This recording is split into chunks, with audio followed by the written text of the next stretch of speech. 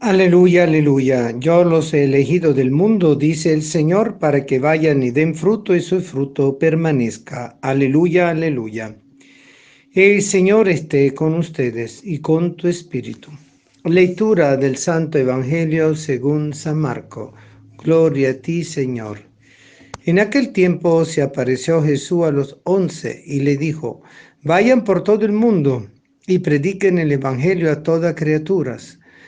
El que crea y se bautice se salvará, el que se resista a creer será condenado.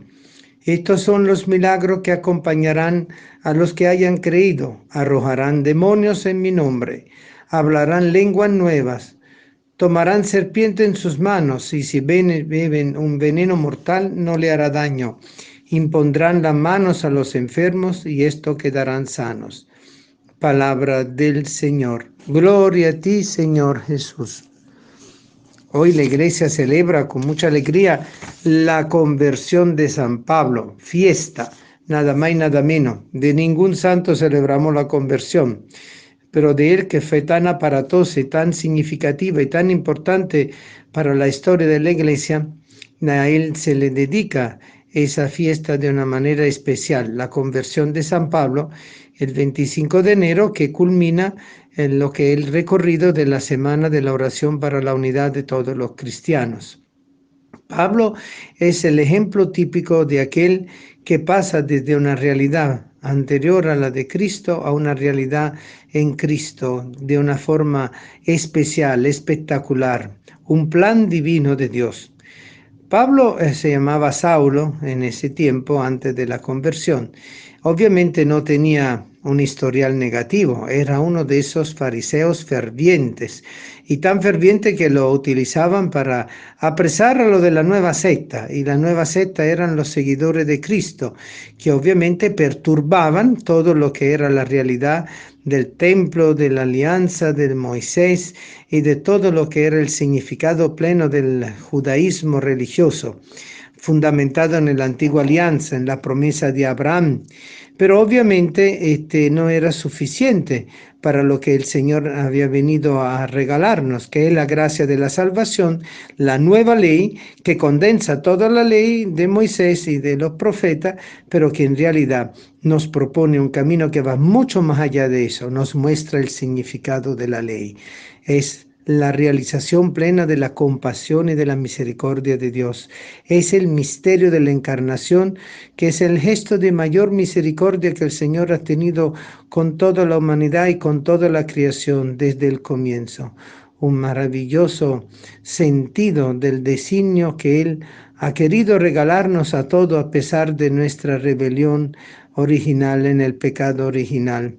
Eso a nosotros nos da una gran alegría y una gran fuerza. Y por esa razón, el celebrar la conversión de San Pablo tiene un significado muy importante. Tiene el significado de la conversión del pueblo judío, que no deja de ser judío, pero que se transforma en cristiano y logra descubrir esa continuidad entre la antigua ley y la nueva ley del Evangelio. Y por eso después Pablo se transforma en un ferviente evangelizador y catequizador, y que lleva por sí todas las muestras que el Señor había indicado, como nos dice el Evangelio de San Marco. Jesús se le apareció a los 11, recordemos que ya Judas Iscariote se había ahorcado, y estaban todavía los 11, todavía no se había elegido a Matías, y le dijo: vayan por todo el mundo y prediquen el Evangelio a toda criatura. El que cree y se bautice se salvará, y el que se resiste a creer será condenado. Eso es el llamado fundamental que envía a todo apóstol del Señor, a todo discípulo del Señor, a todo misionero del Señor, ayudar a descubrir el valor del bautismo, que no es un mero acto ritual de culto, sino es la incorporación plena de la persona en la realidad del cuerpo místico de Cristo por la misma sangre de Cristo ofrecida y consagrada en el altar de la cruz. Misterio inacabado, que todavía sigue manteniéndose vivo porque Cristo sigue renovando continuamente su iglesia, porque su sacrificio ya es eterno, porque su sacerdocio es eterno, su altar es eterno y la ofrenda de él es eterna. Y de ese sacerdocio todos nos alimentamos.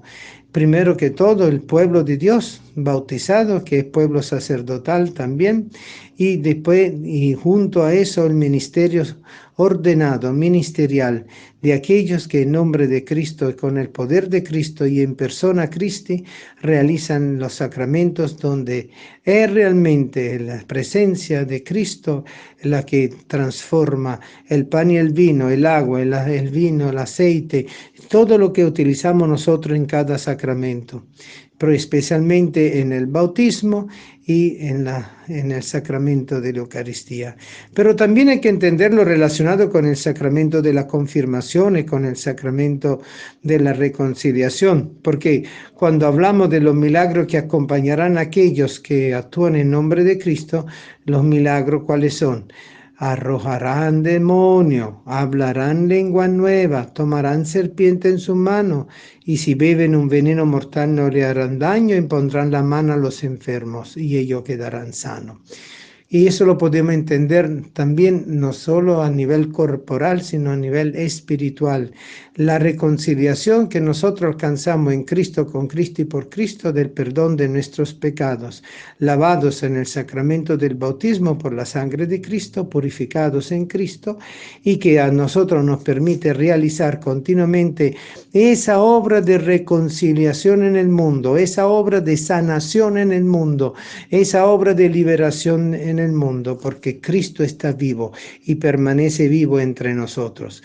Y de esa forma Cristo ha venido a renovar el mundo, porque actúa el Señor a través de las llagas del mundo, no actúa a través de lo fuerte, de lo sólido del mundo, sino de las llagas, de las heridas, de los sufrimientos, de los clavos clavados en el cuerpo de muchas personas que sufren por el hambre, por la sed, por la injusticia, por las enfermedades, por el maltrato, por la pérdida de dignidad humana, por la prostitución, por el narcotráfico, por cualquier vicio que pueda estar destruyendo al hombre y reduciéndolo a lo que no es. Un hombre que ha perdido su dignidad y un hombre que pierde su propio valor de persona. Pero para Cristo es justamente aquel al cual está destinado el Evangelio, es aquel al cual está destinado la acción sanadora, liberadora, exorcista, transformadora de Cristo, y eso ocurre en el corazón del hombre, a través de la conciencia que toca la mente también y nos va llevando a todos nosotros hacia ese cambio interior, a esa renovación de nuestra personalidad, ser un hombre nuevo, un nuevo Adán en Cristo, porque Cristo es el nuevo Adán. Qué misterio tan grande a cual el Señor hoy nos llama. Y Pablo fue merecedor de ese misterio. Y su conversión aparatosa tenía que haberle dado mucha vergüenza todo lo que había hecho, que inclusive había mandado a matar cristianos persiguiéndolo, pensando que estaba realizando lo que Dios quería, que era perseguir una secta que hacía daño al templo y a todo lo que era la ley y la teocracia organizada del santuario de Jerusalén y de la religión judía. Y allí donde ese amor, ese afán, esa vehemencia de Pablo de ser realmente fiel a la antigua ley se transforma entonces en lo que es la comprensión de la nueva ley. Saulo, Saulo, ¿por qué me persigue? Y allí donde vemos que Jesús está totalmente identificado con los suyos, porque al perseguir los suyos lo están persiguiendo a él. Ese encuentro con el Señor transforma a Pablo. Y es lo que a nosotros nos transforma también. Dejamos de ser Saulo y empezamos a ser Pablos en Cristo, con Cristo y por Cristo.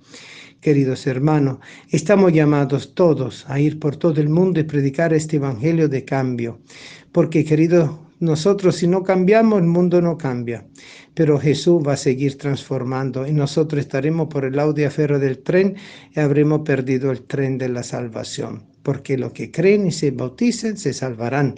Los que no creen y no se bauticen no se salvarán. Y también yo agregaría que aquellos que se bautizan pero no creen y hacen todo lo contrario de su bautizo tampoco se van a salvar. Y pues allí es donde viene justamente el estridor de diente y el terrible rebulicio del infierno y del purgatorio muchas veces también, porque allí donde el hombre decae, porque ha renunciado a su dignidad de ser hecho a imagen y semejanza de Dios en la sangre de Cristo. Bueno, estamos llamados entonces como Pablo a encontrarnos con el resucitado y a transformar nuestra vida. Amén.